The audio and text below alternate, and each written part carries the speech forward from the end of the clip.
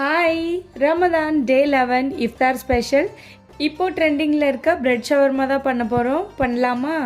First boneless சிக்கனை எடுத்துக்கோங்க. Clean பண்ணிவிட்டு உப்பு ஆட் பண்ணிவிட்டு எடுத்து வச்சுருங்க.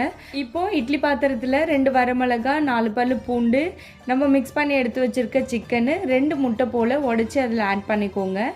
15 மினிட்ஸ் இதெல்லாமே குக் ஆகட்டும். அதுக்குள்ளே வெஜிடபிள்ஸ் நம்ம கட் பண்ணிடலாம். கேபேஜ் அண்ட் தென் ஆனியன் நீல் வாக்கில் கட் பண்ணி எடுத்துக்கலாம். இப்போ பார்த்தா சிக்கன் எக்கு எல்லாமே வெந்துடுச்சு.